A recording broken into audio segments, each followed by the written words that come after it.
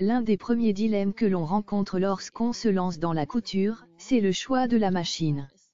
Le plus important consiste à déterminer quelles fonctions vous seront nécessaires.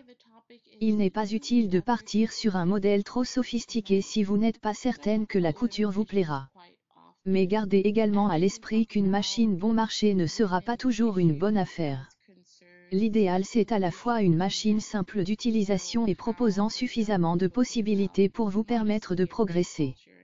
Pour bien choisir sa machine à coudre, il est important de prendre en compte ses désirs créatifs et le temps que l'on souhaite y consacrer, occasionnel ou régulier, reprise, habillement, décoration, patchwork, broderie ou encore le type de tissu que l'on souhaite travailler. Vos projets vous guideront dans le choix de votre machine à coudre. Quel que soit le budget que l'on souhaite investir ou l'usage que l'on attend de sa machine à coudre, elle doit proposer les points de couture de base, points droits, points zigzag et boutonnières, de préférence automatique en un temps, à défaut en 4 temps. Attention, la mention « boutonnière en 4 temps » signifie que vous devez changer 4 fois vos paramètres de couture afin de coudre les 4 côtés de la boutonnière. Sur une chemise, cela peut être fastidieux. Le point pour couture stretch, ou élastique, s'avère utile pour travailler les tissus extensibles comme le jersey par exemple. Enfin, le point de surjet, aussi appelé point overlock, permet de réaliser des ourlets de bonne facture, même si un point zigzag serré près du bord peut aussi faire l'affaire.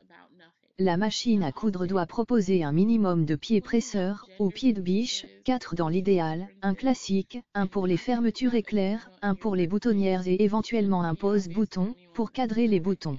So I certainly don't defend him in terms of getting fired. If I was a company, I'd probably fire him too, because it just doesn't look good. It doesn't look good. It doesn't feel good, whether it's true or not. The question would be more about, is it appropriate in that format in the workplace, in a private conversation, even a conversation with colleagues who wanted to have that conversation, but to send that out to the company doesn't really look appropriate. So I'm definitely not defending him on that front.